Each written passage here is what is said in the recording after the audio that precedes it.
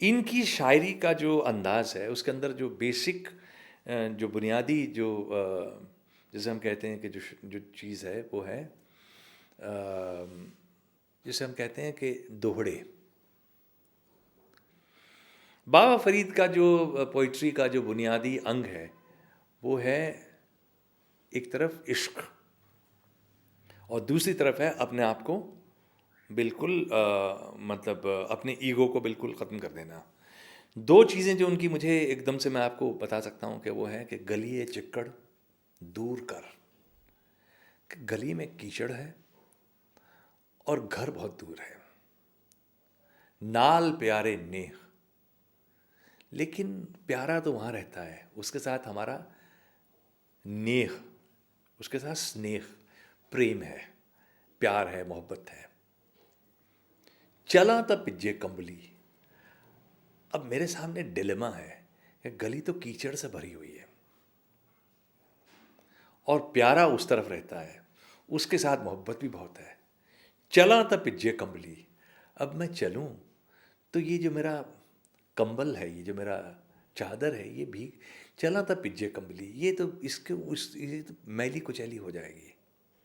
रुका तो टुट्टे ने, लेकिन अगर मैं रुक जाऊं तो मेरी मोहब्बत का क्या होगा।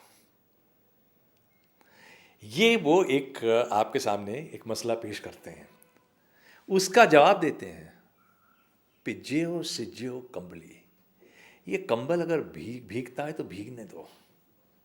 पिज्जियो अगर वो बोलते मतलब सैचुरेट भी हो जाता है बिल्कुल, मतलब पानी उससे चू रहा है, उसको कीचड़ लग गया है सब कुछ, पिज्जियो सिज्जियो कंबली।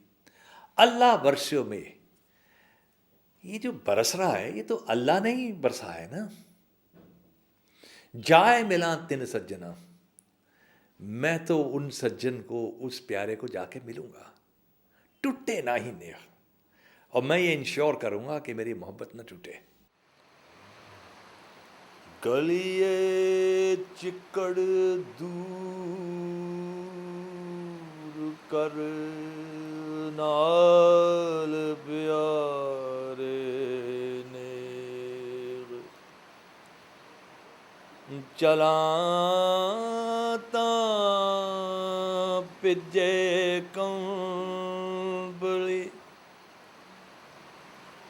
रुका ता टुटे ने।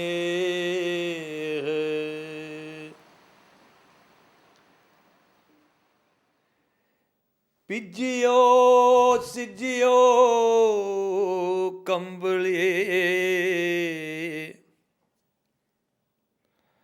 ये पिजियो सिजियो कंबली, अल्लाह बरसियो नेह। पिजियो सिजियो कंबली, अल्लाह बरसियो मेघ।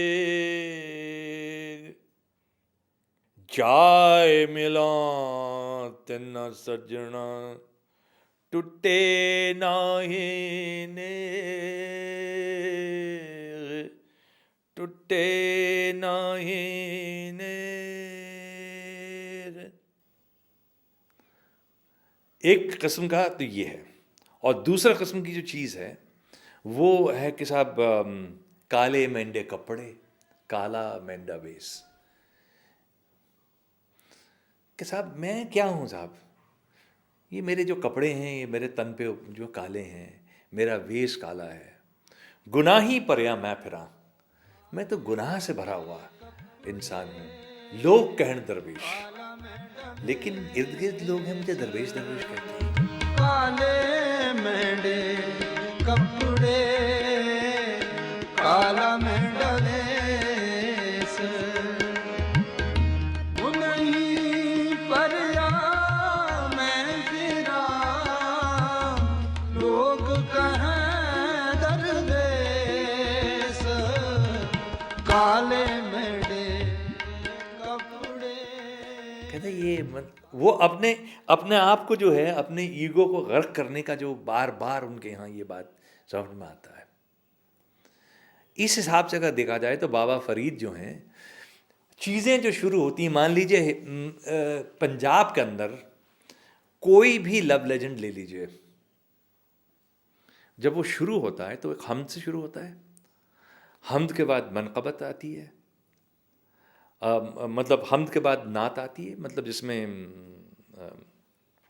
पैगम्बर रसूल साहब का जो है वो मतलब थोड़ा सा जिक्र होता है 1-2 लाइन्स में, और उसके बाद मनक़बत आती है। मनक़बत के अंदर बाबा फरीद के बग़ैर, यानी आप शुरू करते हैं ख्वाजा साहब से और चारों का नाम लेते हैं, लेकिन बाबा फरीद का ख़ास तौर पे नाम लिया जाता है क्योंकि पंजाबी शायरी के वो बानी हैं। तो ये चीज़ 12th सेंचुरी से लेके और 19th सेंचुरी तक चलती है। उनका असर जो है एक मायने में बहुत ज़बरदस्त है। देखिए, कहीं भी बाबा फरीद ने आपके ऊपर स्ट्रिक्ट कोड ऑफ कॉन्डक्ट लगाने की कोशिश नहीं की। ये ज़रूर कहते हैं कि साहब आपको एक रास्ते पे चलना है, आप ये समझ लीजिए कि रास्ते को चलने के जो जो मुश्किलें हैं, इतना आसान रास्ता नहीं है, जो कि इसमें भी नज़र आता है कि गलिए चिक्कड़ दूर कर नाल प्यारे ने। लेकिन उन्होंने एक स्ट्रिक्ट इन्फोर्समेंट जिसे कहते हैं कि बहुत ही ज़बरदस्ती कोई कोड ऑफ कॉन्डक्ट आपके ऊपर लगाया हो, ऐसा नहीं है। इसीलिए आपको जो पंजाबी सूफ़ी शायरी और ख़ास तौर पे बुल्ले शाह, ये बात अब मैं आपको ये पहले मैंने सोचा था मैं नहीं कहूँगा, लेकिन मैं कह रहा हूँ कि पंजाब के अंदर सूफ़ी शायरी के 2 चलन हुए हैं। एक वो शायरी है जो शरीयत के अंदर कही जाती है, और एक दूसरी शायरी है जो शरीयत के बाहर है। इन दोनों किस्म की शायरी को हम 2 मुख्तलिफ नामों से जानते हैं, बाशरा और बेशरा। ये जो लफ्ज़ है बेशर्म का जो एटमोलॉजी, उसका ओरिजिन जो है वो बेशरा से ही है। तो बुल्ले शाह अपने आप को बेशर्म शायर कहते हैं, और कई मायनों में वो जो एक स्ट्रिक्ट कोड है उसको चैलेंज भी करते हैं। अब मुझे पता नहीं आप ये कैसे दिखाएंगे, लेकिन ये मैं ये कह रहा हूँ क्योंकि ये इम्पोर्टेंट एक बात है। बाबा बुल्ले शाह के एक हर मज़हब में इतना इम्पोर्टेंट शायर बनने की एक वजह ये भी है कि वो कट अक्रॉस करते हैं।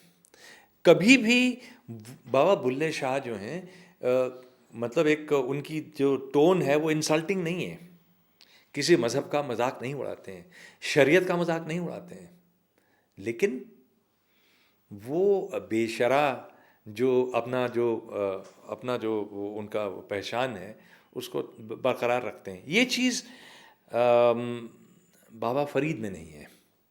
बाबा फरीद जो हैं वो इकोनॉमी के शायर हैं, जिसे कहते हैं इकोनॉमी, यानी चीज़ को कम लफ्ज़ों में कहना लेकिन बड़ी बात कह देना। ये बाबा फरीद का दोहड़े में बात करना इस बात को भी इंडिकेट करता है, इस बात की भी तर्जुमानी करता है कि अभी हिंदुस्तान का जो तसव्वुर है फैलता हुआ, वो अभी इतना कंक्लूसिवली अभी इस्टेब्लिश नहीं हुआ था। क्योंकि जब आप आते हैं बाद में 15th और 16th सेंचुरी में, तब आपको ये रेफरेंसेस हवाले मिलने शुरू हो जाते हैं, जैसे मथुरा हुआ, वृंदावन हुआ, कश्मीर हुआ, मुल्तान हुआ, गुजरात हुआ, बंगाल हुआ, ये हवाले आपको सूफ़ी शायरी में मिलने शुरू होते हैं। इसका ये मतलब निकलता है कि बाबा फरीद के टाइम से और 15th सेंचुरी के शुरू तक जो हिंदुस्तान का तसव्वुर है, कल्चरल तसव्वुर, सिर्फ इस्लामिक नहीं, सिर्फ हिंदू नहीं, और बाबा बुल्ले शाह की शायरी में तो आपको सिख हवाले भी मिलने शुरू हो जाते हैं। ये चीज़ें जो हैं इस तरह से डेवलप कर रही थी।